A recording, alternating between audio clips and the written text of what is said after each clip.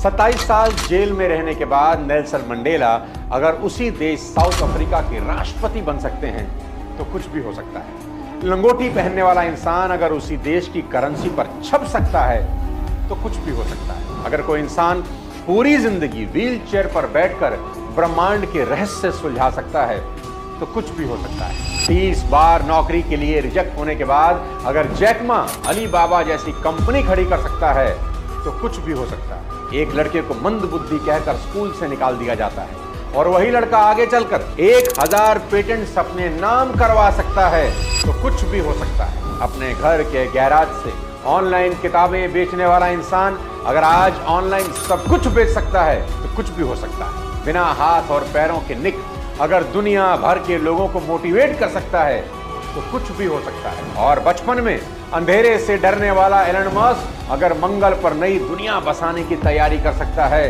तो कुछ भी हो सकता है। और दोस्त, अगर एक college drop out Steve jobs Apple जैसी बड़ी कंपनी खड़ी कर सकता है तो कुछ भी हो सकता है। और 8 साल का वो लड़का गांव में अखबार बेचते बेचते अगर भारत देश का राष्ट्रपति हो सकता है तो कुछ भी हो सकता है।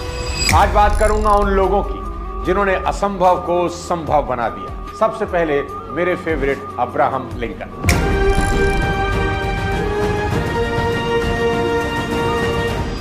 शुरुआत करते हैं 1830 के दशक से। स्प्रिंगफील्ड के पास एक छोटा सा गांव था न्यू सलेम।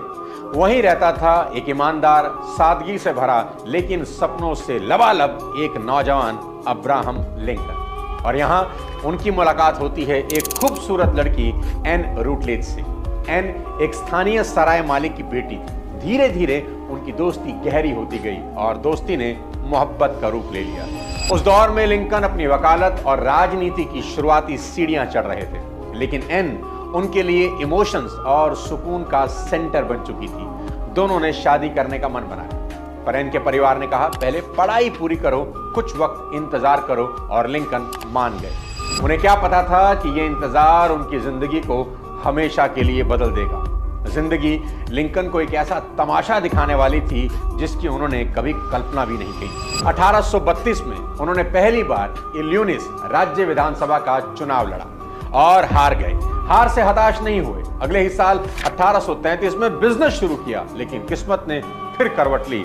बिजनेस बुरी तरह फेल हो गया और लिंकन गहरे कर्ज में डूब गए।